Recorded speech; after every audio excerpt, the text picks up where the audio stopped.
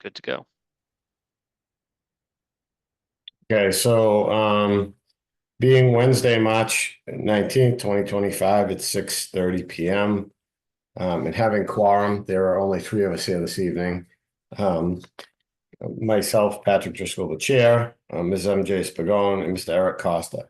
So Eric and MJ, normally you're associates, but on this, you're full voting members tonight, okay? So item one, call to order. I'll read the governor's Zoom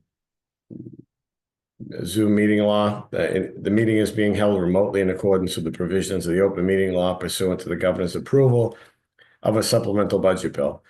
Temporary provisions pertaining to the open meeting law have been extended to March 31st, 2025. Specifically, this further extension allows public bodies to continue holding meetings remotely without a quorum of the public body physically present at a meeting location and to provide adequate and alternative access to remote meetings. The language of this extension does not make any substantive changes to the open meeting law other than extending the expiration date of the temporary provisions regarding remote meetings from March 31st, 2023 to March 31st, 2025. Members of the public are encouraged to participate remotely and shall address questions through the chair. I just went through who the board members are that are participating. During the meetings, all votes will be roll calls. The following Bridgewater Town staff is participating remotely this evening as well. Mr. Robert Rulli, the Community and Economic Development Director, Mr. Shane O'Brien, the Town Planner, Mr. Greg Tansey, the Town Engineer, Mr. Stephen Solari. Mr. Stephen Solari is with us, the Building Commissioner. At this time, everyone's mics are muted. The board's mics will be unmuted through the whole meeting, and as items appear on the agenda, the project's representative mics will be unmuted. This is a public hearing, not a public comment. We ask that you use the chat feature to ask your question by listing your name, your address, and the question. We will recognize the questions in order. You can also use the raise my hand feature in the participant menu, and you'll be unmuted when the chair or the host, who is Mr. O'Brien this evening, recognizes you. Again, please state your name, your address, and your question. If you're on the phone, you may dial *9 to raise your hand. So moving on to the agenda. We have, I don't know if Attorney Castanetti is here. Item 2, we have approval not required. This is for 0 Oldfield, map 52, lot 14. I don't believe, after talking to Mr. O'Brien, we received any updates with the dimensions on that. Is Attorney Castanetti with us? I do not see him here. So, I would leave it up to you, Mr. Chair, if you want to take this, push this until later. Well, we're within the 21 days, so I think if he's not here, we should deny it. Because it doesn't have sufficient information, correct? No, I meant in terms of not, I would say leave it to maybe the end of the meeting if Lee comes a little late. But yeah, I would say in the case within 21 days, unless the applicant agrees to a freeze. But Okay. no, I haven't heard from Lee Castanetti. Okay, so item 2, we'll table for now. We may come back to later on. Item 3, this is a public hearing. It's a continuation of 43R Central Square, map 34, lot 66. This is a site plan review under section 10.6 and special permit section 6.1 and 9.6. This is to convert an existing manufacturing building into a mixed-use building with 6 units. So, Silver Engineering, is that Mrs. Baptiste or is that Mr. Silva? Ms. Baptiste is here for you tonight. Oh, great. Thank you. Thank you. So just so you know, we only have 3 members this evening. And we may have issues with the Mullen rule if we need to proceed with a special permit. Well, And I understand that you did submit a letter regarding parking, so you may not need the special permit, but I think we're going to need more information on that parking agreement based on Mr. O'Brien's comments and some feedback from the building inspector. I don't know if you want to get that feedback and then decide if you want to move forward or not, or what you'd like to do. I believe we want to just hit upon the main points of what we've addressed and then get your feedback and then decide how to handle it from there. Well, we really shouldn't take any, if we're considering a special permit, we really shouldn't take any testimony unless, The revision that we provided to you was to also withdraw the special permit for density. all right, but I think before Mr. Balsamo withdraws that special permit, we should maybe talk about the offsite parking. So- Mr. Balsamo should be here as well as Matt Holmes, so most of those questions should be directed right to them. I'm only here to talk about the plan changes. Okay. So we just, for everybody's benefit, we did receive a letter to Mr. Balsamo regarding some offsite parking. It talked about a month-to-month agreement. And I think there are some other requirements that we would need to be able to consider that. I will turn that over to the building inspector, Mr. Solari. And then if you still want to pull that special permit back, you can certainly do that. Mr. Solari? Okay, in regards to the parking, I don't have anything given to me, or I have no information, but just going on. Can you pull up the letter, Mr. O'Brien? Can you access that? I'm ready to go if you want me to share. Yeah, let me pull it up, sorry. So as far as the location that is going to give Mr. Balsamo the parking, we're going to need something from the building department showing that the proposed parking area has free parking, meaning that the size of the building, the use of the building doesn't require all the spots, because the person who owns the property cannot lease the spots or basically, give the spots if he doesn't have enough spots for himself. So basically, Mr. Solari, based on Mr. O'Brien's memo today, Yep. they'd have to have an architect or an engineer evaluate the footprint of the existing building, apply An the architect, yes, an apply architect the- has to do that. Yep, apply the use table to it and show that the existing use has excess capacity. correct. All And right. then what we're Once they have excess capacity or they determine they do, what do they need?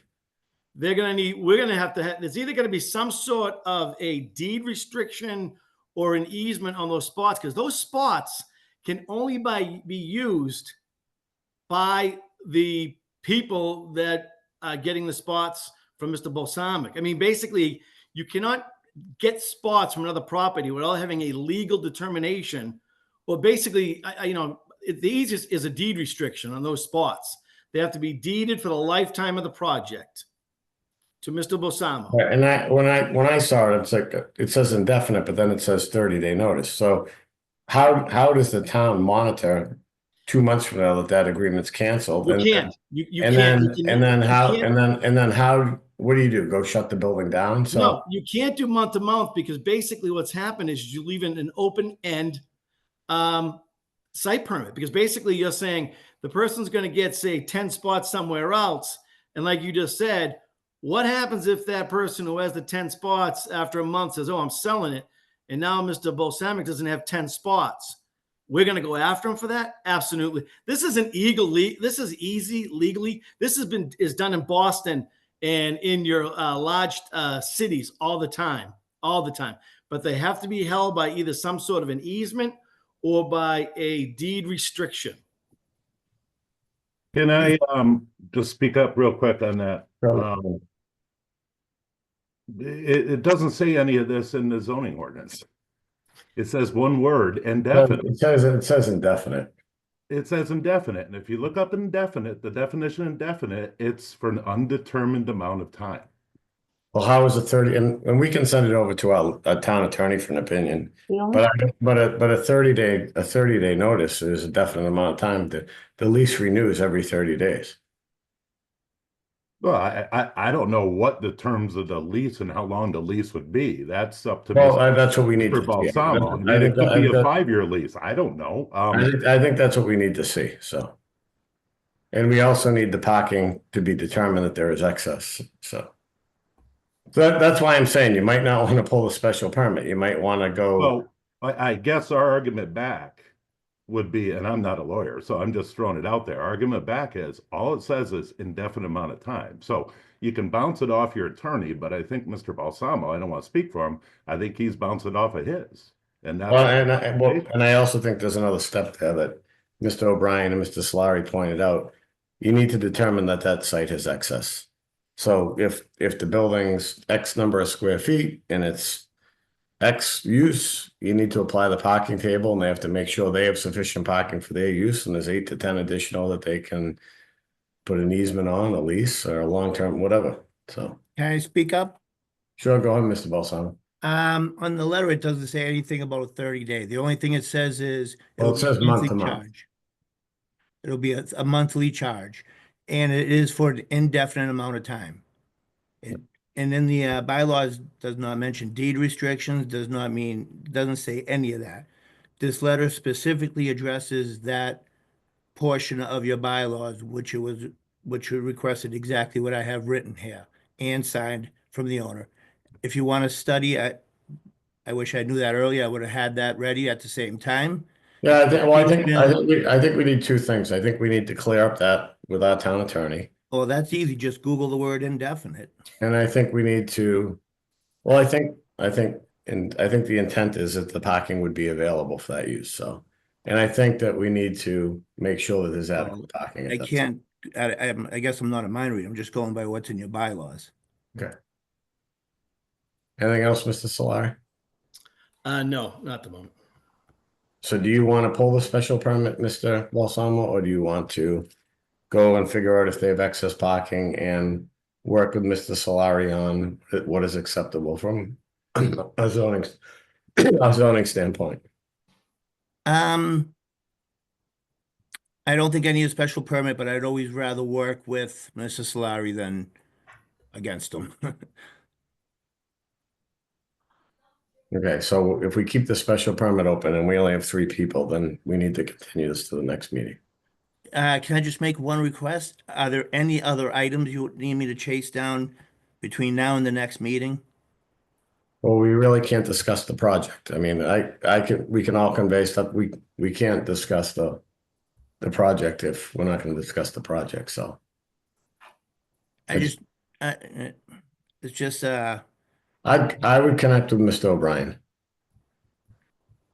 all right. I just wanted to address the parking issue because if we were going to move forward, you would have to pull that special permit, so. All right, and do we agree if I do that study that I don't need a special permit? I'll speak with Mr. Solari. I think you should speak with Mr. Solari. I got it. Yeah. So what would the applicant like to do? Is there any assurance we're gonna have a quota on April 2nd? We're gonna have a I know that one board member is not going to be there. Mr. Geller, he's not available tonight nor tomorrow. Nor the next meeting. But I unfortunately can't assure the attendance of the board members. I found out today that 3 board members wouldn't be attending today. So I'm hoping to have that assurance, but I can guarantee you that Mr. Geller will not be there. All right, So we have Can- April 2nd and April 16th are our next 2 meetings. Can I just ask one quick thing, just so we get clarification? So the only thing that would require a special permit is the parking situation, correct? On this project? Based on the current design, it looks like that you guys are looking only for 5 units and withdrawing or not moving forward with the special permit for the bonus density. So right. I guess it's a question of if you don't meet the parking requirements, then you're gonna need the special permit. Or if you're looking for waiver of spaces, you'll need that special permit. Okay. I'm just making sure that Mr. Balsamo doesn't pull a special permit situation and then he does the legwork on this parking and say it works out, and then there's something else that triggers it later on anyway. Sure, as well as having the I assurances mean, of, I'm fine with moving forward, but I couldn't. If I'm you, I wouldn't remove that special permit tonight, but that's me. again, I'd rather work with Mr. Solari and have everyone's mind set at ease. All But right. I am gonna go with the bylaws. Well, Mr. Solari is a zoning enforcement officer, and if you disagree with him, you can appeal it. So you work with Mr. Solari. Agreed. Okay. All right, so are you asking for continuance until April 2nd? I am. So is there any other board discussion?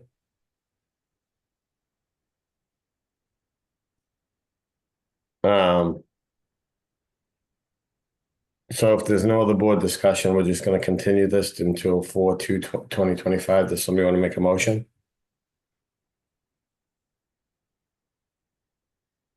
There's only two of you. I'll make the motion, Mr. Chair. So Ms. McGowan, do a second Second that. Yes. by Mr. Costa. Can I, Go ahead. Yes. Go ahead. yeah, can I just comment on the motion? I just wanted to make sure that you guys are aware. I know that's under other business, but we're gonna look to meet in person on the April 2nd meeting. So we would have that meeting in person. Okay. So it would be located at the council chambers of Town Hall 630. Okay. I saw there is I mean, I'd rather meet in person, but I saw some legislators introduced a bill to extend it, but Yeah, it's great and all, but last week I had to post a notice in the enterprise, so yeah. Oh, all right. See, so wait a minute, let's go back. So you already posted a notice for in-person on April 2nd, yes. regardless of what the governor does, correct? That is correct. All right, so for everybody here for 43R, it's definitely in person on the 2nd. Correct, Shane? That is correct. So I guess in bringing up other business too, Not hybrid, correct? not the expectation that it's hybrid right now. If it were to be hybrid, it would state a Zoom link on the agenda. But at this time, we're going to meet in person and not be hybrid. All right, so everybody here for any continued meetings tonight, they will be in person on April 2nd. Yep. Okay. All right, so we have a motion and a second to continue this to 4/2/2025. Is there a discussion? I'll take the roll. Ms. McGowan, Yes. the Costa, Yes. and I'm a yes. Okay, thank you. Thank you. Thank you. All right, item 4. We have a minor modification request for site plan review. This is 0 Jasmine Way. This is MSF Property Holdings, map 72, lot 105. We approved this project initially on April 6th, 2023. This is an alteration of building sizes from 2 buildings that are 9,000 square feet and one that is 4,500 square feet to 3 buildings that are 7,500 square feet. So, Mr. O'Brien.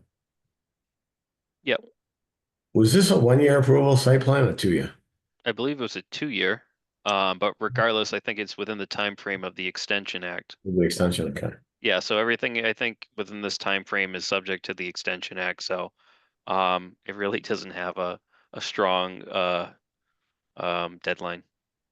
Okay, and this is continued from February 19th. So is Mr. Woodward with us?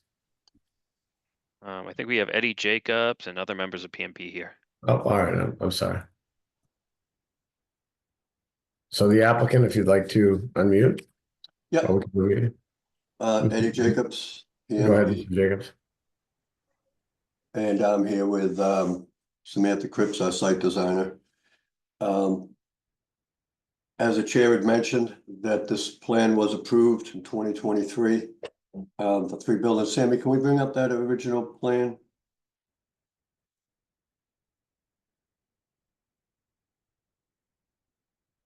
So this is the new plan. This is what we have proposed now. And Sammy's going to bring up the plan from 2023, and you'll see that the only thing that's changed on the whole plan is we had the 2 buildings on the end were 9,000 square feet, 6 units each, and then in the middle there was a 4,500 square foot building, totaling 22,500. And if we go back to the original plan, you'll see the only thing that changes is the buildings. Now there's just 3 7,500 square foot buildings. No extra impervious area, no increase, decrease in impervious area. Parking spaces, drainage stays exactly the same, traveled way, the fire truck loop, everything stays exactly the same. That's the only change to the plan. So I was just, request the board grant this. And Mr. Jacobs, just looking at the last, that plan that was just submitted, and Mr. Solari can confirm, because I don't have the zoning book in front of me, but we require 20 feet between buildings, and there's 22 shown there. Is that correct? Between the buildings, yes.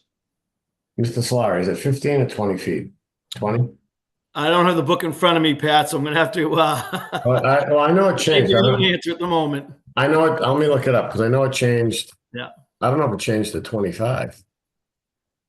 I don't think it did. When we changed, it went up 5 feet. I think it either went from 15 to 20, or let's see, hold on.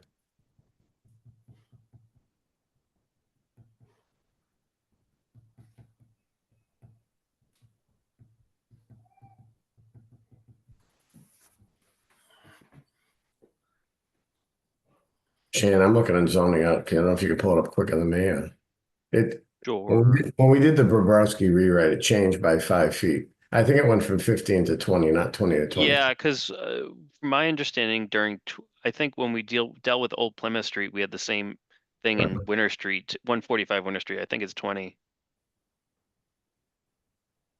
Let's see.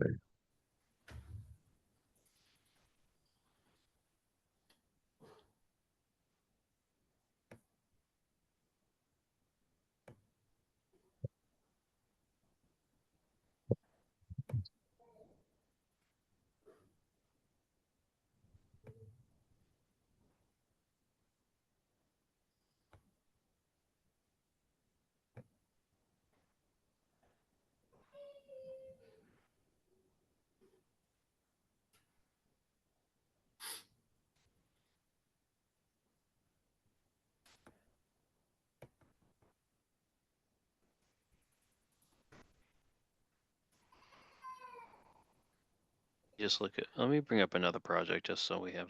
Yeah, I just want to check. I'm almost positive it went from 15 to 20. Yeah, because I think that 20 seems like what we would typically use.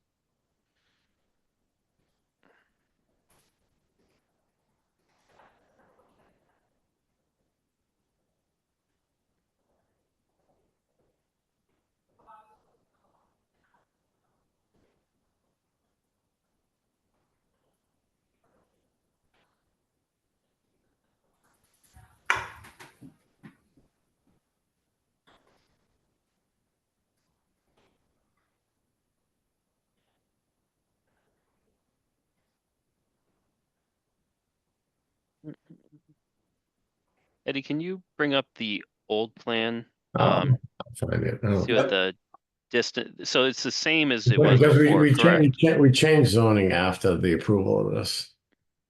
So we changed zoning in 2024. Cause In 2024? yeah, Yeah, When do we do that through recodification? so we're showing 30. 30 then. Yeah, the original plan was showing 29 at one and 30 in the other. Sammy, do we have on the new plan what the offsets are? it looks like 22. Yeah, let's zoom in on that. No, it's 30. It's the same, Pat. Yeah, it's the same, 30 and 29.5. The outside of buildings, we'll call it 1 and 3, the other dimensions, Yeah. you know, the lines haven't changed at all. Anything that changes just on the inside. It'd be the So, same as what was approved. Yeah. So we still have 30 between buildings 2 and 3 and 29 and a half. All right. I thought for some reason I thought 22, and then I was questioning it. So Yeah. all right. It shouldn't be that hard to find. Why can't I?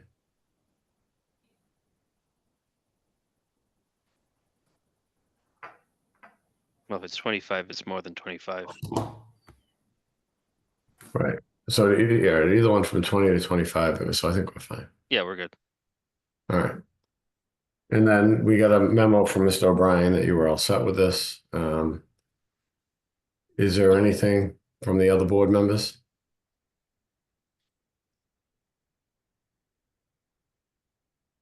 Oh, all right. So this is a minor modification. I had a question. Sure, Mr. Pagone. So with this change in the plan with the building sizes, does this affect the ingress and egress for fire trucks to go in and out? Did that significantly modify that in any way? Because I know there was an issue with whether or not vehicles would be able to get in around the periphery of the buildings the last time the plan was seen. Yeah, so the outside of the building footprints stays exactly the same. The traveled ways stay exactly the same. The fire truck passageway, everything stays exactly the same. The only thing that changed is where the spaces are between the two buildings, they just shifted slightly. So everything else is exactly the same. Yeah, because there was a discussion, I believe, last time, especially where that dumpster area was on Yep. the, but yeah, I think last time you provided fire truck turning radius that showed that it could make all the turns. Yes, we did. Yep. No other questions, Mr. Chairman. Anything else, Mr. Pagone? No. Mr. Costa, you all set? Yeah, I'm good with this. Yep. All right. So there's no other discussion. First, we have to take a motion to accept it as a minor modification. Is there a motion Motion to accept as minor modification? by Ms. Pagone? Do we have a second, Mr. Costa? Yes. So I'll take the roll. Second. Ms. Pagone, Yes. Ms. Costa, Mr. Costa? Yeah. Yes. And I'm a yes. All right, so now do we have a motion to approve the minor modification? Motion to approve minor modification, Mr. Chairman. By Ms. Pagone, do we have a second, Mr. Costa? I second that. Okay, just for discussion, Shane, I think you brought up something good when we talked about this earlier, that the only thing that should change on the site plan, because we really didn't compare the two that detailed, is that the building layout. Is that correct? Yeah, we always like to be cautious so no one's pulling a fast one on us, as much as we trust PMP. We just want to make sure that we're conditioning this based on the square footage of the buildings, and that the conditions from the prior plan just kind of remain in place. Okay. So we'll add that as a condition to the minor modification approval, if everybody's okay with that. Okay. I'm fine with it. All right. We're okay with it, Mr. Chairman. So we have a motion and a second. I'll take the roll. Ms. Pagone, Yes. Mr. Costa, Yes. and I'm a yes. All right. Thank you, Mr. Jacobs. Thank you. Thank you for your time tonight. Appreciate it. Okay, so moving on, we have 20 Central Square. This is Bridgewater RTA LLC. This is map 34, lots 206. This is a site modification, including ADA accessibility, parking improvements, lighting, and other side improvements for a new Chase Bank at the location. Is anybody here from Chase Bank that would like to present this evening? Yes, good evening. Mr. Klein, go ahead. All right, thank you for having us. Josh Klein, Stonefield Engineering and Design. We're the traffic and site engineer. I'm a licensed engineer as well as a partner with the firm. I'll share my screen with the proposed project. So this is I think a nice opportunity for an adaptive reuse. This is the former Santander Bank with drive-through. Chase is looking to kind of come in and retrofit it. One of the reason we're really here tonight is A, to kind of clean up the site in general, but B, the existing site today is not ADA compliant, the existing entrance and ramp, as well as the ADA parking facilities in the back. And we're kind of upgrading the lighting to ensure we meet both industry as well as Chase standard security lighting. Just highlighting existing condition. Again, the Santander is kind of tucked up at the corner along Summer Street. There's an ingress entrance to the right-hand side and an egress entrance to the left-hand side. And then with the parking kind of tucked in the back. I'll just flip to our site plan. So again, the intent is really kind of maintaining the improvements. It's an adaptive reuse, the building staying in the same place. The drive-up ATM is being removed, so this project will not have any drive-up ATM, drive-up window, drive-up teller. Everything will be happening with inside of the branch. Kind of the main, improvements really are focused on the ADA parking as well as the ADA entrance. So just zooming into the front a little bit, again, kind of reconstructing the elevated entrance and ramp, replacing the sidewalk along the front. We have reviewed the staff review letter and recommendations, the bank. We'd have no issue kind of extending the improvements across the driveway as well, given the condition of the sidewalk. So kind of, again, cleaning up the front, ensuring ADA compliance at the main entrance as we work our way to the site in general. So we're going to be doing a combination of full depth asphalt repair in the front and then milling and overlaying and cleaning up the asphalt in the back. Overall, the project reduces impervious coverage by about 1,300 square feet. One of the, kind of goals was to try to kind of just make the circulation a little bit safer. So you can see the incorporation of pavement striping, some hatch areas to kind of help guide vehicles and give a little bit more room going around the site. We are doing a new dumpster enclosure. The previous bank just had a dumpster sitting in the parking lot in the back, so we want to make sure that's enclosed. We'll be using matching materials as the building for that dumpster. These two spaces here were previously the ADA spaces. They are now going to be employee-only spaces, and the reason for that really is kind of their proximity to kind of the egress to the site. So these will just be employee-only spaces. And again, the dumpster's typically picked up during off-peak hours, and it's coordinated with a private hauler. So again, usually happens when the branch is closed, but if an employee needed to move their car in advance, knowing that the dumpster pickup is happening that day, it could be done. The ADA parking has been moved to the right-hand side, and that really stems from avoiding a pedestrian conflict between vehicles exiting the site and people trying to get to the main entrance. So we've moved the ADA parking. We've provided an ADA accessible path to the right-of-way for those that are trying to kind of get to the front entrance. The mechanicals will be in an enclosure in the back. So previously, there was kind of no screening for any of the mechanical equipments or kind of things in the back of the site. So all that will be tucked away within a kind of equipment pad. And then again, kind of some additional area lights. The lights will be shielded. They were kind of purposefully facing into the site to ensure kind of minimal glare, any type of spillage onto the adjacent properties. Overall, a pretty, minor project, but we think will be a great improvement to get a great tenant in the space and get a vacant building, re-tenanted and back up and running. So happy to answer any questions. We reviewed the town staff letter provided. We have no objection to any of the recommendations in there. One of the recommendations was to kind of provide some additional landscaping by the sign that's being replaced, which we will totally comply with as part of the project. So again, turn it back over to the chair. I'm happy to answer any questions. Thanks, Mr. Klein. Just two quick questions. The lighting. So we have I think, Mr. O'Brien, we has to be dark sky compliant. Is that correct?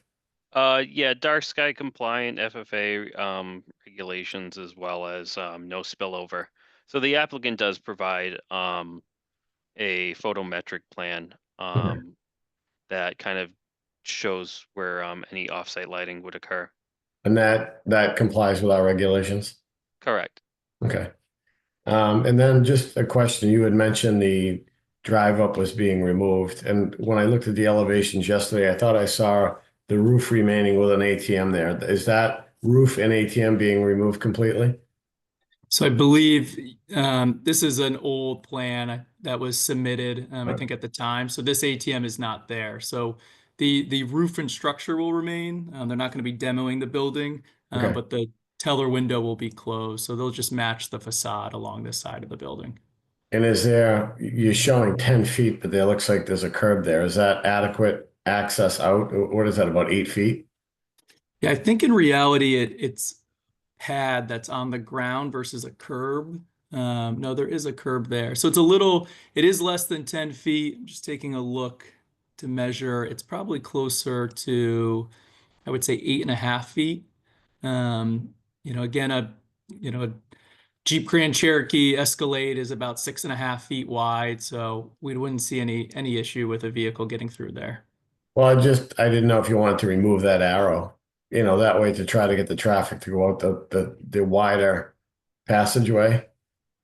I don't know if that's just safety wise instead of trying to leave through that area there. Yeah, I mean, I think we're, kind of trying to just, kind of keep existing patterns in place. I don't think we're Sure. opposed to, kind of maybe getting rid of the arrow just so most people go around it. I would have no objection to that. All right. I mean, I just want to make sure it's safe for people, because normally if that were a drive-through, you drive through slow, stop, and then go. Where they're going to be, driving through at a pretty good clip if they're leaving. So just all right. And then Mr. O'Brien, you had mentioned about the sidewalk. Yeah, and I think as Josh mentioned, he's open to it. I think the biggest thing on my end is that they are making improvements to the sidewalk and the area, but considering that the expectation of anyone parking the ADA spaces are going to kind of be walking through this driveway area, that the expectation that there at least be some ADA improvements from at least where the stop bar is into the sidewalk to where the ramp is. So just to add proper ADA accessibility over there. So basically what we're talking about is along all their frontage, the sidewalk will be replaced. Yeah, minimally to that curb where the stop line is. I don't have the expectation that they fix the entire sidewalk in the area, but I do think that that would be at least reasonable for this project based on the elements of what the improvements are. Okay. Last question. So it seems like they're reducing impervious area. Just a side thought, so Mr. Klein, the bank owns those parking spots which are in the Walgreens parking lot, is that correct? The parking spaces. To the left of the building that are on what looks like the Walgreens area. I'm not aware of any ownership of those spaces. I think all the parking, to my knowledge, is contained within the site. So those spaces shown there are not part of the bank? I always thought they were part of the bank. Yeah, in terms of the application that we put together and documentation we got from the tenant and the applicant, they were not included as part of it. Okay. So Mr. Tanzi, the only thing that would potentially hold up us making a decision tonight is the stormwater report, but is that something that you could review? I mean, this is, yeah, they're basically repaving the site and reducing asphalt. So is that something that you could work with them on, or is that something you need us to keep this open for? no, we can work with them. Again, the alteration on the site in the impervious area is minimal, if not the same. I'm sorry? I mean, they're reducing impervious area by 1,300 square feet, so. Yeah, so, I mean, I'm not concerned about it being an issue. I can, take a look at it probably before the end of the week and just get a memo out to Shane. I don't anticipate there being any issues with it. No, and as well as myself just going through the stormwater management statement, there didn't seem anything there that was, groundbreaking. Sorry, guys, but nothing earth-shattering. All right, do we have any additional board questions or comments? Ms. Pagone, Mr. Costa? I don't have any questions, Mr. Chairman. Would we be able to bring back up that plan for a second? We can, please.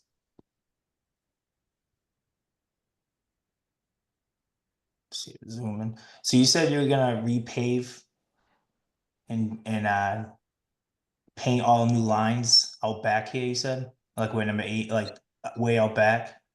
We're gonna mill and overlay, so Mr.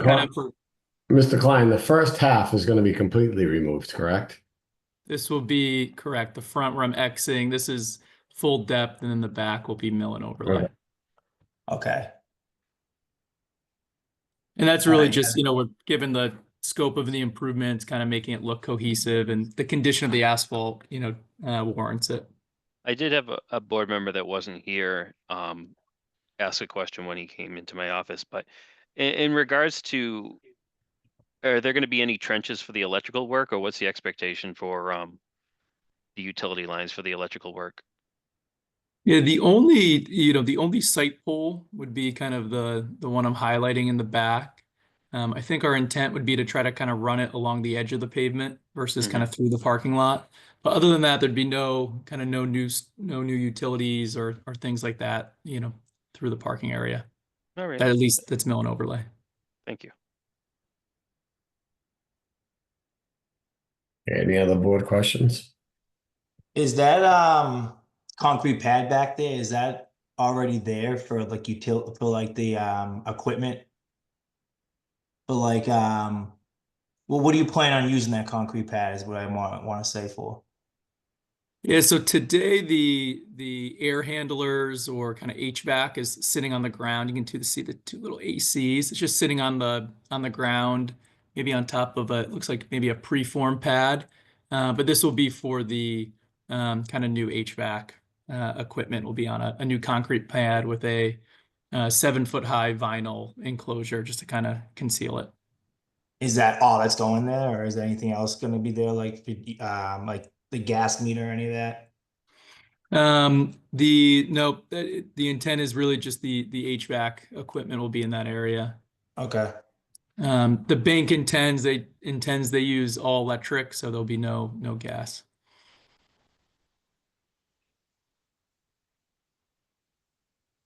Great. Mr. Costa, you all set? I'm all set, yeah. I know this is it's kind of like a site plan, but it's a minor modification. And it's a public meeting, is there anybody from the public that wants to say anything while we have this up?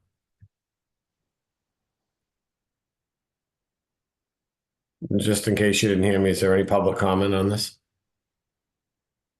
May I, Mr. Chairman? Sure, Mr. Jimmy. Yeah, I just, a minor point. And the bank has in front of the bank, there's a spot there where a tree was. It's open right now. If they're doing the sidewalk, I would like to see a tree committee, would like to see another tree planted there where there was a spot. Easily noticed. There's a break in that brickwork that's there for a tree that was removed. Mr. Chairman, it wasn't removed. It was removed years ago, I think. But the spot's still there. In fact, it's a dangerous spot because somebody could trip over the opening. So our plan did call. So there was an old tree island. It looks like a stump was shaved down. We did call it to be filled. The location of it actually creates a non-compliant path around it.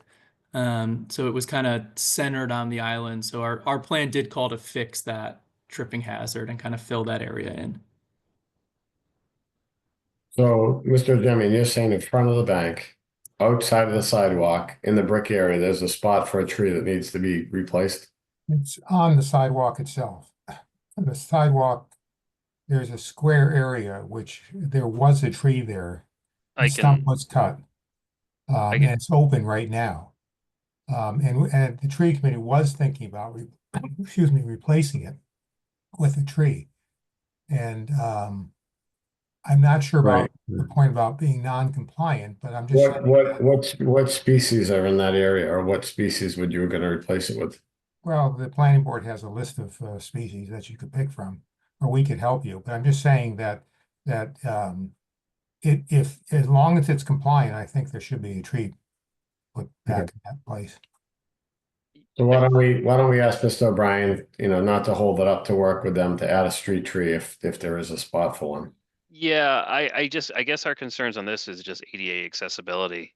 If there's enough feet to the front or the side of that dirt patch to allow for people to travel past. Yeah, I mean, I think we should leave it open if there's. So you're saying when they redo that sidewalk, Shane, some of that brickwork may need to come up for ADA compliance?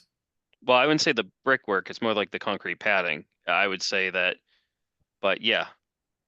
But yeah, I'm happy to, we can explore it. But I guess, yeah, I'll measure safety over. Okay. I mean, if it can be added safely and compliantly, Mr. Klein, is that something you guys would be open to, replacing that street tree?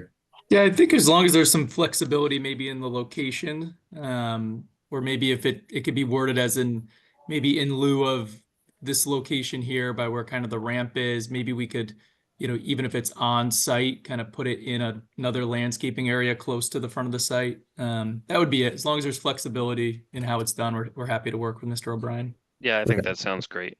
So we'll just, I mean, the only condition will really be then just add a street tree, off our approved street tree list. So. Are you comfortable? Yes, Mr. Jimmy, could you just state your address for us? I know we know it, but 221 Aldrich Road. sure thing. Thank you. We can all, Shane can always loop Mr. Jimmy in about the location of the tree or whatever. I mean, that's something we can work out too, so. Sure.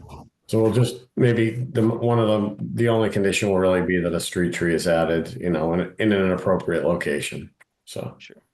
Is that okay, Mr. Klein? We're okay with that, yes. Okay. All right, so we have no public comment any other public comment? I don't see any virtual hands raised, nor do I see anyone in the chat. And you guys are gonna work with Mr. Klein to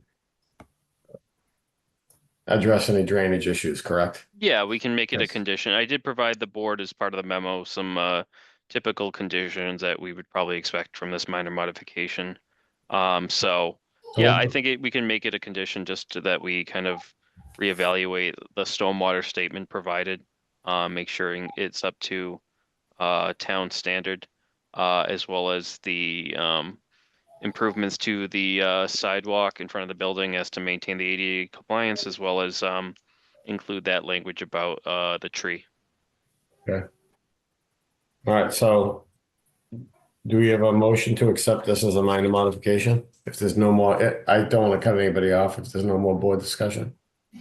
Motion to accept as a minor modification, Mr. Chairman. By Ms. McGowan, do we have a second, Mr. Costa? I second that. Any discussion? Mr. Costa, Yes. Ms. McGowan, Yes. and I'm a yes. All right, so do we have a motion to approve the minor modification? Motion to approve minor modification, Mr. Chairman. By Ms. McGowan, do we have a second? I second that, Mr. Chairman. Mr. Costa? I second. Just for discussion, I'd add that we're going to include Mr. O'Brien's standard conditions that he forwarded to us. We're going to add some language about the sidewalk, and we're going to add some language about replacing one street tree off the tree list in an appropriate location. So, yeah, and if Mr. O'Brien needs assistance with that, I'm sure Mr. Jamie will help. Any other, so are we okay with those conditions? I accept those conditions, Mr. Chairman. Mr. Costa? I accept those. Okay, so we'll make a motion. So we motion to approve with conditions in a second. So I'll take the roll. Ms. McGowan? Yes. Mr. Costa? Yes. Okay, and I'm a yes. All right, thank you, Mr. Klein. Thank you. Have a nice evening. Okay. You as well. Okay, so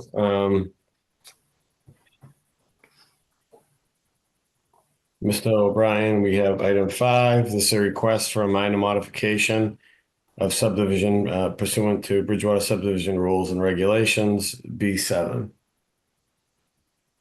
So this is Oak Meadow Place, a request for a modification to approve a roadway layout, to approval of a roadway layout from 1998, to waivers of roadway layout 40-foot layout within the town of subdivision rules and regulations, section 7, appendix of forms and attachments.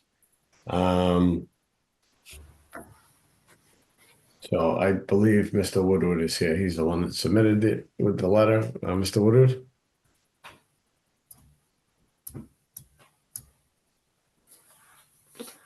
All right, I've asked him to unmute.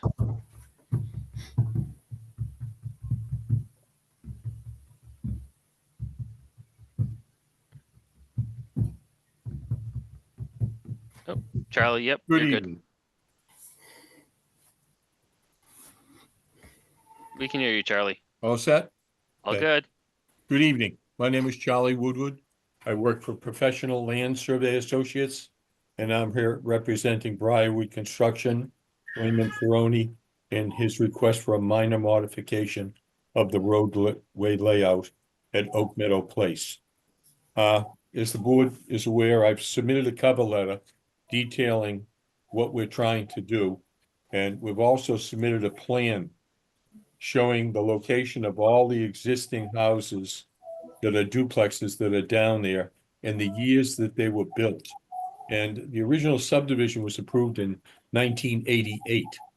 And the lots have been being developed one at a time from 1988 until the present time. We are now building on the last 2 lots down there. Okay, so Mr. Ferroni would like to finish the road. Okay, all of the utilities are in, everything has been inspected, and what we'd like to do now is to pave the road. But we're going to be coming before the town to request it to be accepted as a town way. So we'd like to deal with the town and make sure that everything we do meets with your approval and your present regulations. On the plan we submitted, we actually showed 3 detail plans. Okay, one was what was approved in 1988. Okay, one is what's in your rules and regulations today, and the third one is kind of a hybrid. Okay, part of the problem we have is that in 1988, the required width of the traveled way was 28 feet.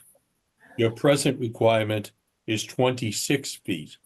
But we already have all of the underground utilities in, such as the drain manholes and the catch basins. So we're asking to be allowed to pave it to 28 feet wide, okay?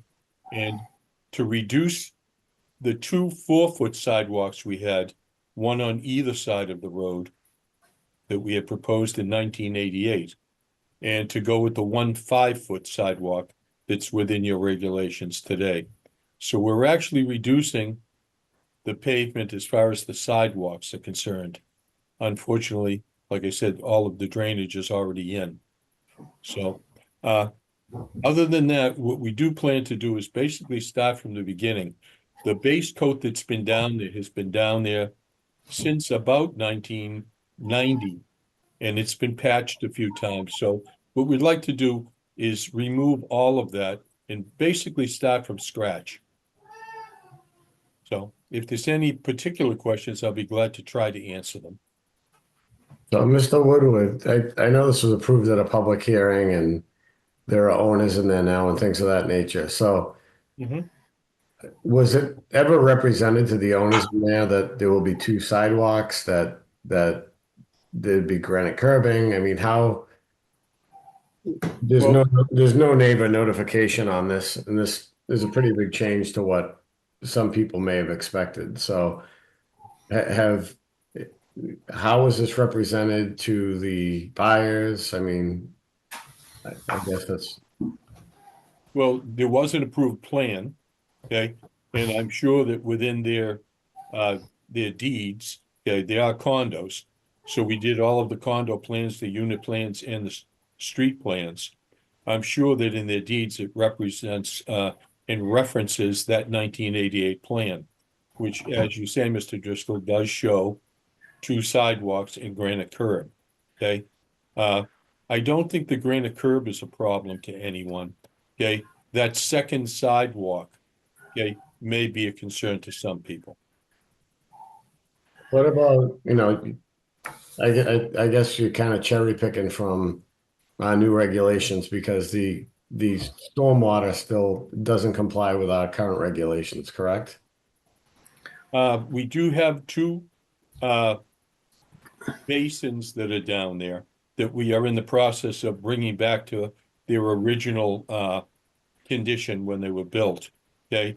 And since that time in 1990, I believe it was 1992, the board at that time asked us to add a positive overflow, okay, which was done, okay? So, the drainage has been there and working, and we've actually upgraded it at the request of the board in the early 90s. Are any I mean, I saw the existing plan, but now we require, street trees. A street trees being proposed as part of this, if you're asking to go to our current regs. No, we were not asking for that. Well, I guess my question is that something you'd be open to if we considered this? I believe the owner would be open to that. I mean, the last time this was done, and I'm throwing this out there, Oak Street's in terrible condition. Mm-hmm. The last time this was done was on Magnolia Way. And this, I think we should get input from DPW. Okay. What happened on Magnolia Way, there was a calculation done because there's a substantial savings from going to the granite to the monolithic berm. And I believe what was done was there was a calculation done on savings, and something like 50% of that went to improve the approach to Magnolia Way that was used to resurface. I know Oak Street is basically falling apart in that area. I don't know if that's something that we shouldn't consider or we should consider. I'd like to get some DPW input from Mr. Antonero. I'd be glad to work with him. So, and I think if we went in this direction, we'd want to try to, if you're going to go with our current regulations, obviously, the drainage is already in, it is what it is. But I think other things that can be brought up to today's standards, such as street trees in accordance with our rules and regs, and pavement in accordance to our rules and regs should be completed as well. Mm-hmm. Mr. Tanzi, are you with us right now? Oh, yeah, you are. I am, yes. Has DPW evaluated this site at all? No, I've been there, and yeah, the road is in tough shape, and it's a good thing that they're gonna remove the pavement and start from scratch. You will be getting 28 feet of width of pavement versus 24. I know that the DPW does not like sloped granite curb, just because a couple of reasons. The plows tend to catch the edge of it. And just being at an angle at the interface of where the pavement abuts a sloped granite, you don't get a full 3.5 inches of pavement or 4 inches of pavement right at that edge, and the pavement tends to wear thin in that area, and it's the first to start to desecrate and erode. So a monolithic berm is probably would probably look more favorable to the DPW. A single sidewalk will reduce the amount of impervious area. We're dealing with what we have present on site for stormwater management. So there are some merits to what they are proposing here.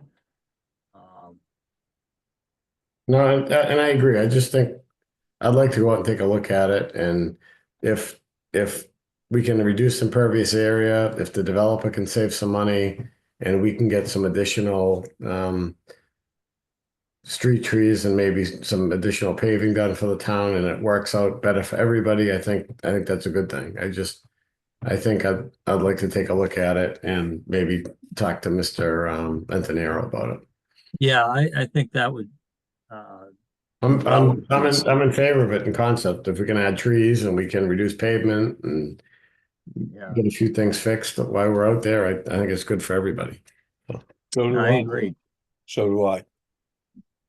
Was that you, Mr. Woodward? I'm sorry. Yes, sir, it was, Mr. Jester. I agree. I'm more than willing to meet you out there at any time that's convenient for you or the board. And I think it's pretty accessible. I can go out there myself and I just want the opportunity to I don't know what the entrance is like on Oak Street, and you know, if we can pave so many feet each way to, you know, to help the safety of that street in the area, and then you get to knock the granite off, and we get street trees, it might be a good deal for everybody, you know? I agree. Any board member comments?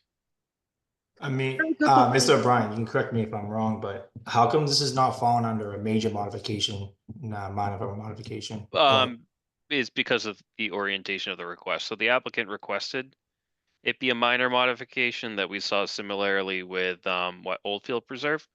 But that's really up to the board in terms of what you guys would want in terms of accepting the request as a minor modification as well. If the board felt that this is more of a major modification, then that would require notice in the newspaper as well as notice to abutters. I guess what Mr. Costa brings up is what I asked in the beginning. I guess you know, we ran into this on another neighborhood. And basically we did the minor modification after DPW already allowed it to be paved, and it created a lot of problems for the planning board. I think it was prior to you being here, Mr. O'Brien. It was on Magnolia. Sure. I think what happened was DPW went out there and they negotiated the monolithic berm versus the granite on site, and negotiated an improvement plan for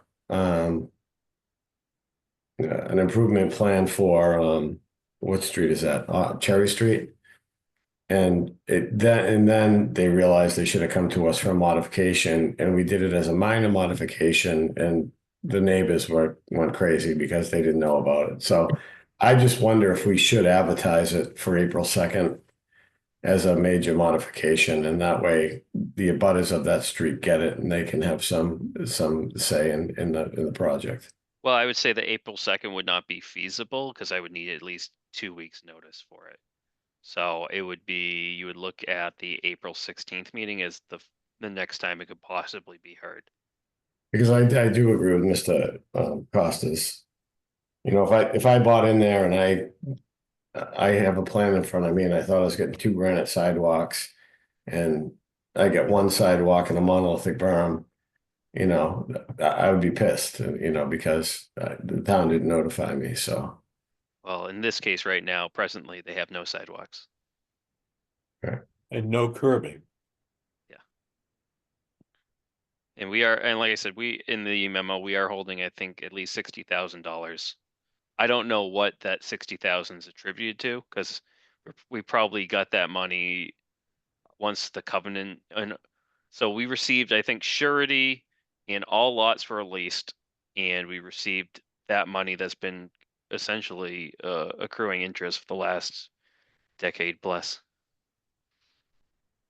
Is there another way to just have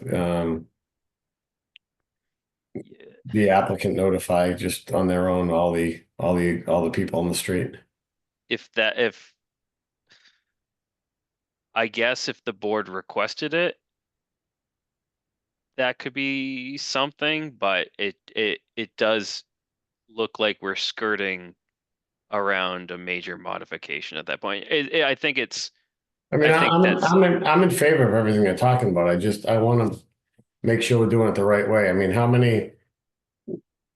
Mr. Woodward, how many residents, how many property, how many units are on the street? Is it 17, 18? 19, but 4 of them this time are under construction. 4 of the units. So 19 includes a single family, correct? Yes, sir. That's good. Mr. Chairman? Ms. Pagone, go ahead. I have to agree with Mr. Costa on this. I don't see how this doesn't end up being a major modification. I mean, there's considerable changes to the roadway.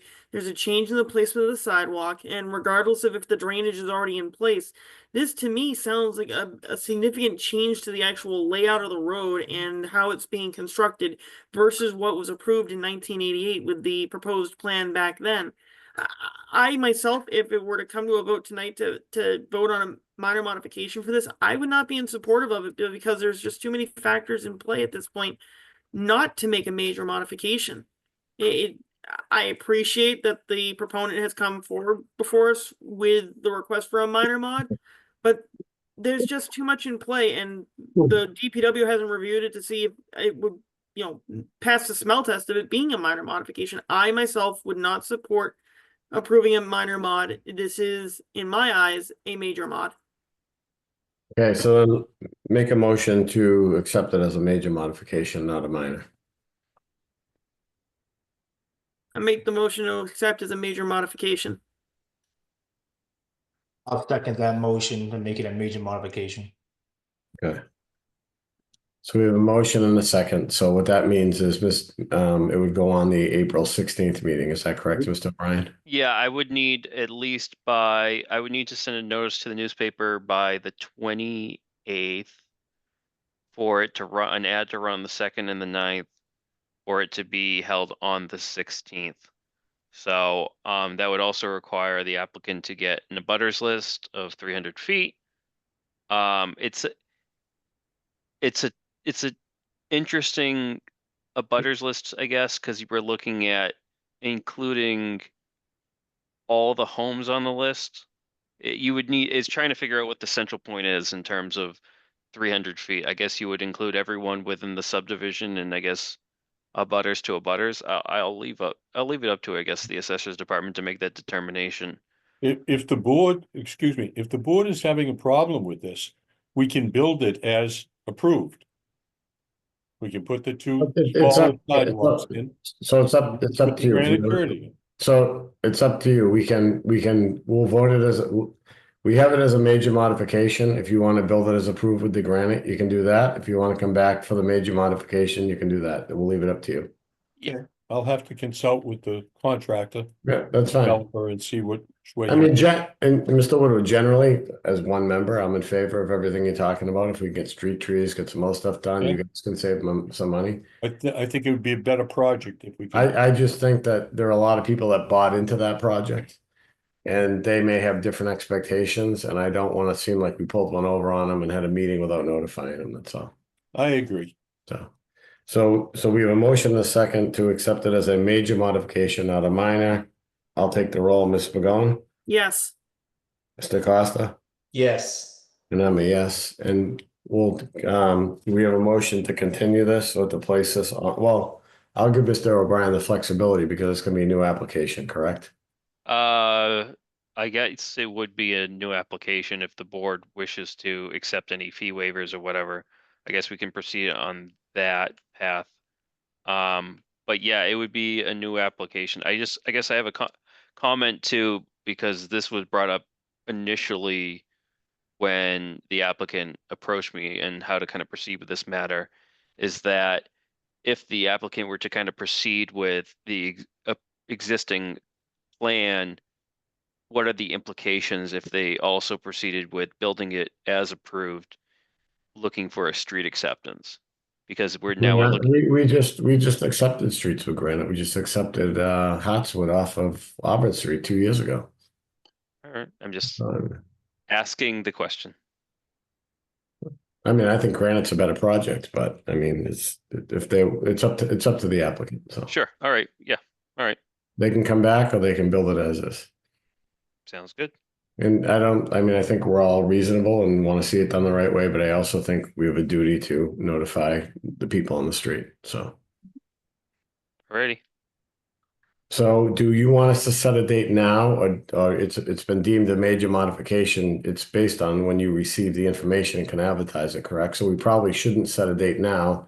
You'll wait for the application to come if they want to proceed with a major, and then you'll advertise it, correct? Correct. I would need a application by, I guess, essentially, next week. Pretty much could be of the same material, just with a memorandum and an abutters list. Well, Mr. Wood, I'm not trying to be difficult, but I think some No. good things have been brought up, and I think, Mr. Driscoll, you've never been difficult. I think you're the first one that said that. No, I mean that. So, all right. No, I understand your concern. All right, thank you very much. Have a good night. No, thank you for your help. I appreciate it. Have a good night, everyone. Good night. Mr. Chairman, can I make a a suggestion? Sure, If, Mr. Cantz, go ahead.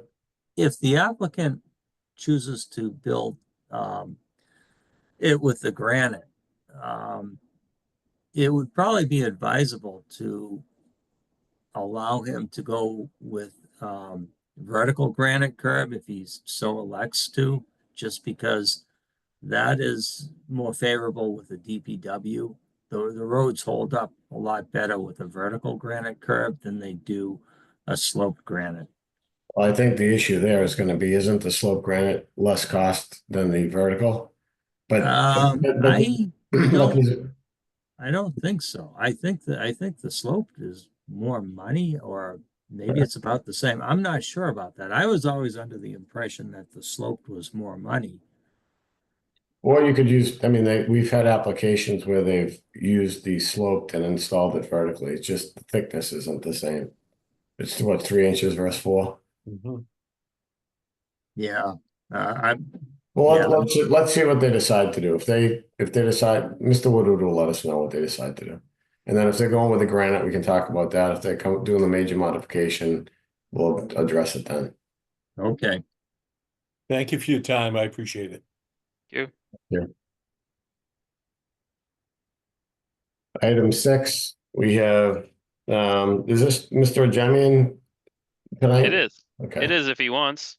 Or is it, all right, so Mr. Ajemian, we have Mr. Ajemian on for item 6. Tree committee mitigation discussions is continued from February 5th. Who's taking the lead here, Mr. Ajemian or Mr. O'Brien? Why don't I give you a quick background, then you can ask questions, okay? Sure. This whole thing started a number of years ago, if you remember, Mr. Chairman, when we asked for mitigation for the Bedford Street warehouse. And we did get money from them, which the tree committee is now using for planting trees and so forth. It was recommended by the past town manager that we, instead of asking for money, that we should have a mitigation schedule as other towns. And thus, the tree committee sat down and did come up with a mitigation schedule, which I sent to the interim town manager, and she, I believe it, or I sent to you also, that you have the schedule. And again, it was just, we assume that legally it's better to have a schedule than simply asking for money. So that is what you have before you. And the interim town manager simply wants your opinion regarding the mitigation schedule. And that's basically it. And I'm not sure what I could help you with other than, you know, the schedule is based on our list of approved trees and also what other towns have in terms of schedule for cutting single trees and clear cutting also. So I'll be happy to answer your questions if you have. Ray, my concern was I'm all in favor of landscaping and trees, and I think that makes all projects better, right? But I mean, we have a lot to deal with already in terms of looking at the site. And if I recall that listed a number of trees that would be deemed significant and based, and it talked about the size of the tree, and the significant trees cut down at certain calipers were valued at a certain amount. And then some mitigation was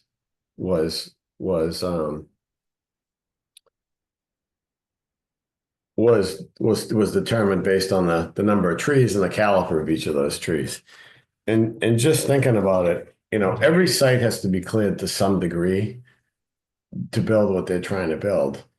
So I didn't know, and I think I talked to Shane about this, so he mentioned it to me. I think what we're trying to prevent is clear cutting, right? So we don't want somebody to go in and take a 4-acre site and completely wipe it out. Does it make sense to say that, is it better to turn it into like a percentage, so to speak, and say, hey, you can clear up to 70% or 80% of your site, and anything over that 70 or 80%, based on square footage of removal of vegetation is that's how we determine the mitigation. I just think it would be very difficult for us, or we'd have to have we'd have to have a licensed arborist for each project go out, count trees, determine caliper, come up with a mitigation figure, and that's basically telling people that you can't clear any land. And I think Shane and I have talked about this, and I understand what you're trying to do, and I think we should have a formula. I don't think we should be arbitrarily asking people for money. I think we should, and we want to prevent clear cutting. So I was just trying to think, since I saw that last ordinance, are we better off to say, hey, you can't clear more than 80% of the site, and anything over 80%, mitigation kicks in based on, square footage. Does that, I mean, does that make sense? Because every site's going to be cleared to some degree. You can't build a building, you can't build a parking lot, you can't build. Just thinking out loud, and you can beat me up if you want, I would never beat you up, Driscoll. You're such a good chair. Now, just a couple things. First of all, as other things that you have before you, it's your discretion as to what you want to use and what you don't want to use. If, for instance, there's a project before you that has 3 or 4 trees to be cut down, and you feel that it's not a big deal, so you don't have to apply this. Secondly, the interim town manager has put out a call for a on-call tree warden that would serve as the person to determine a number of things about the trees in town, but in particular in terms of this ordinance about what trees should be cut and what trees should not be cut. Thirdly, your point about changing the structure of it, I simply can't respond to. I mean, what you have before you is basically the format that other towns have. What you're talking about, Mr. Driscoll, is doing it in a different way, which is possible, but we'd be starting from scratch. Well, I guess just thinking about it, when I was thinking about it, I said, are we if we do this, and people know this is part of site plan of subdivision rules and regulations, are people going to go clear cut their land before they come to us? Right? Because there's no protection until they come to us. So are we looking at this the wrong way? And should we be looking at it as like, a bigger thing, a zoning ordinance? You can't clear more than, just like we have an open space requirement, you can't clear more than X of your land. So right now, zoning wise, it doesn't even have to come to us. Most zoning districts, you can only have like 20% lot coverage, and you have to have at least 20 to 30% open space, right? So, and that's whether it's before us or not before us. That's zoning. Are we better off that, so if I own 5 acres and I want to turn it into a farm, or I'm thinking of turning it into a farm, today I can go clear cut that. And then I can come in for a subdivision. So are we better off to have something that protects trees in the town as a whole, and not just what becomes before us, and take some of the pressure off the board? I mean, I think it would create, I don't know, maybe I'm making a big deal out of it. I just think that if we had a 2-acre site come before us, and now we're counting trees and we're counting caliper and we're applying dollar amounts to each tree, I just think that's, and then instead of mitigation, what if could we let them replant on their own lot? So I don't know. I'm open to it. I wonder if what we're trying to do only captures what comes before us, and we could be making it easier townwide. Well, all I can say is this format is used in other towns, and I'm not sure whether that brings up issues that you're describing. I can't answer that. How does it work? Do we know how it works in other towns? No, I can't answer. All I'm saying is that the people that put this together on the tree committee did look at other towns, and this is a compilation of what other towns have structured for their mitigation for trees. So your point, if your point may be valid, I won't say it isn't, but we're going back to step 1 then, starting all over again. Shane, what are your thoughts on it? Well, we could explore the idea of like looking at examples of other communities of how they did it. I do like the idea of something focusing more on clear cutting I know that Taunton has something, as well as there's some model bylaws. I have one in front of me from the Cape Cod Commission, but I would say that's probably a different element of what we're doing.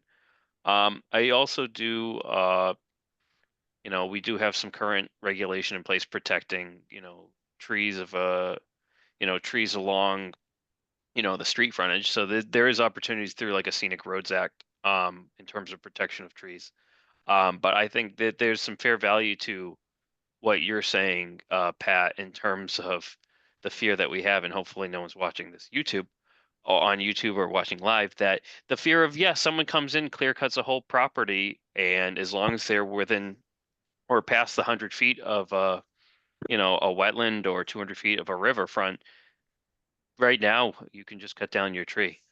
So if there is some intent, I don't know if it's the planning board's I don't know if it's just planning board or more of a council question in terms of tree protection, because I think in terms of what we ask for and what we look for as a board, and I would say that Conservation Commission does something of similar value, is look at natural features and hope to protect them. However, there are projects, like you said, Pat, that aren't site planned, that aren't special permits or subdivisions, and wouldn't require an ANRAD or NOI or an order of conditions. So, are we looking to cover that with this, or are we looking to cover just what we're looking at with this? I'm not trying to blow this up at all. I mean, I think if in our zoning, we say we can ask for mitigation, so I think we need a formula, right? But I guess, have we taken the ordinance, or could we take the ordinance, Shane, like maybe you and I could do this and apply it to a 1 acre lot, right? And try to figure out, because I know, do you have the ordinance in front of you, Shane? I don't have it in front of me. I don't.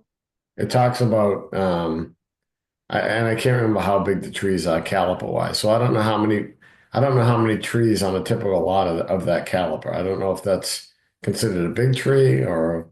Let me see if I can pull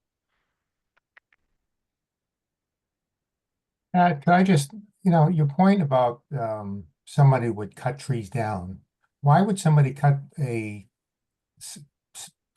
bunch of trees down prior to applying for a permit to build? They'd be hurting themselves by doing that. Well, I mean, I think if they knew we had a mitigation ordinance, I'm trying to think of, people are going to do what benefits them the most typically. And I want to make sure we're not creating another problem by trying to solve a problem.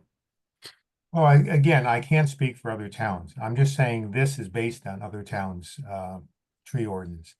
And the process here is you're giving an opinion to the town manager whether you want this to be accepted or not.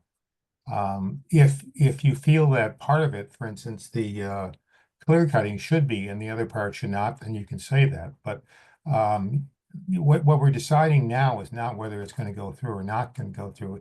You have to, I assume you should give a report to the town manager whether you want to go ahead with this or whether you want to modify it or want to reject it. But as of now, this is our proposal that's been given to the town manager to just get your. All right, so why don't we, I know we have to get a recommendation. We're not trying to kick the can down the road. Why don't we, Shane, maybe I can meet with you on this and other board members can give feedback, and then we can put it on at our next meeting for a recommendation. Absolutely. We can do like I don't know, you and I can just discuss kind of like a hypothetical situation. Yeah, I think I got to look at, I went through the whole thing and I remember like the size caliper. When I started looking at it, I said, oh boy, this is gonna be a nightmare for the planning board, even though I agree that we need a formula because we asked for mitigation. I just think that trying to have the simplest formula for mitigation would be the best, but. That's fine. I would only suggest if you are going to sit down and talk to each other, you look at other towns, what they've done. I mean, Ray, if you're around, maybe me, you and Shane can meet, and if any other board members want to join, as long as we don't have quorum, we can get together. just before we do a recommendation next meeting. And again, I just want to emphasize, you know, if you get a project before you with 3 trees and you feel that it's silly to mitigate those 3 trees, then you don't do it. It's simply your discretion. And again, I read it, I read through the whole thing. I don't, so we do have that flexibility to apply it, to not apply it, correct? Right. You don't have to apply any of this. You could have somebody clear cut without anything happening. I think it's, yeah, like Ray's implying that we previously we kind of created an arbitrary number of what the impact would be, and now this. And we can't do that. No, we have. But we Right. can't. All right, so Mr. Jamie, we'll put it on for April 2nd for a recommendation and we'll vote on it. Okay. Any other questions, Ms. Pagano, Mr. Costa? No questions at this time, Mr. Chairman. No questions for me either. Mr. Jamie, thank you. Hey, take it easy. There's an opening on the board. I know some people have applied, but you may rise to the top if you want to apply. I don't think I'll rise to that. Thank you, Mr. Driscoll. Thank you. 12 years was enough. Well, that was your second stint. That's right. You conduct a good meeting, Pat. Oh, yeah. Thank you, Ray. Good night. Good night. Nate Ray. All right, item 7, other business. Mr. O'Brien, I apologize. I know you sent all the minutes today. I didn't have a chance to read them. It's okay. We can push it off to April 2nd. And we did get them today. I'm not losing my mind, correct? No, I got November 20th and December 4th out today. Okay. But 18th I can get to you guys for the April 2nd meeting. Right. So I was in meetings out of the office all day today. I didn't have a chance to read them. So we'll continue the minutes.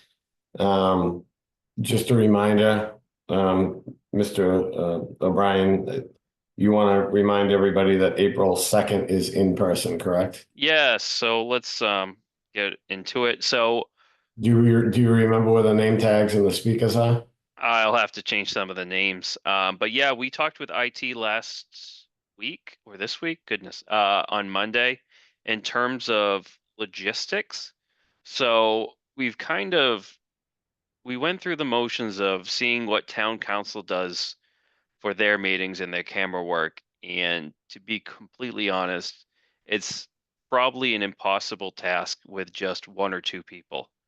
I commend BTV for what their work, as well as everyone that works with council on getting that production together.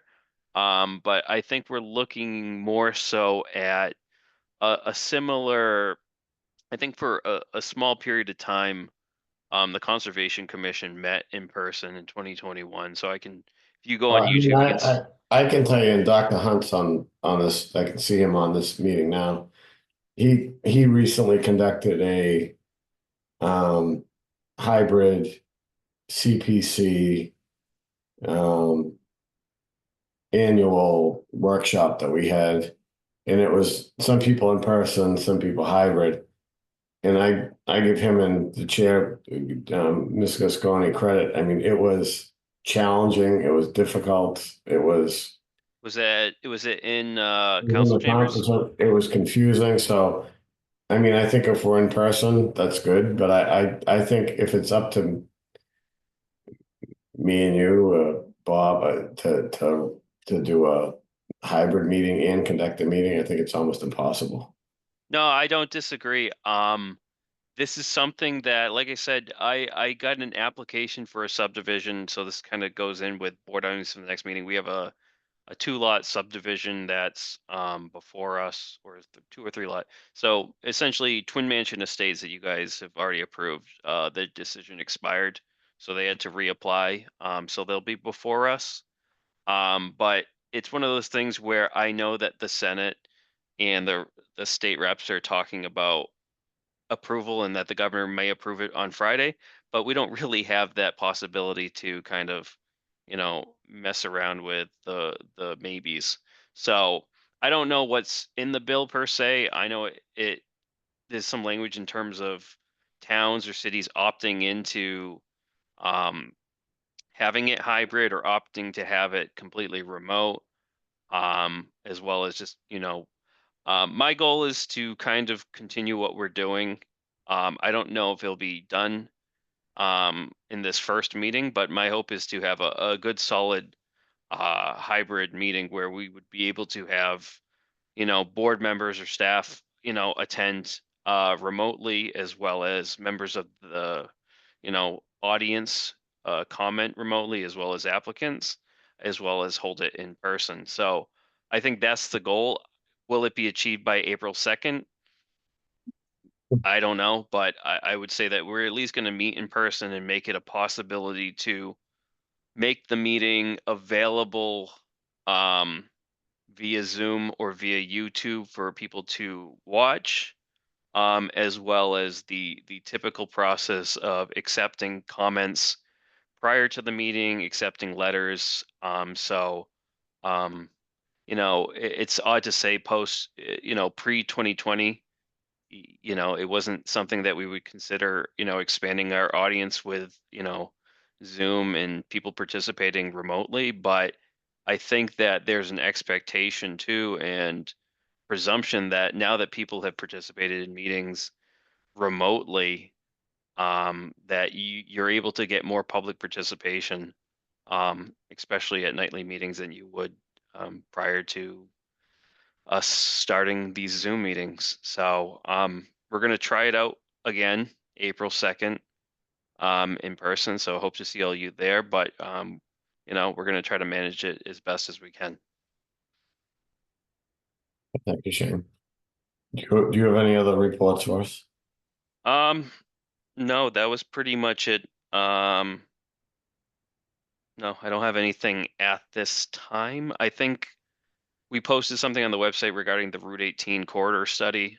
So if you know anyone that hasn't taken the survey, I apologize, survey, not study. Well, it's a study for a survey. Please take that. It's on the town website. But other than that, I think it's things are pretty calm and normal over at Town Hall. Anything else? Anyone? Motion to adjourn? Motion to adjourn. A second. Did you motion and second, Ms. Pagano? I thought you had made the motion. That's why I said Oh, second. So I'll make the motion. I was gonna say, that's a good one. It makes things move quicker. Multitask it. Somebody's clapping for you.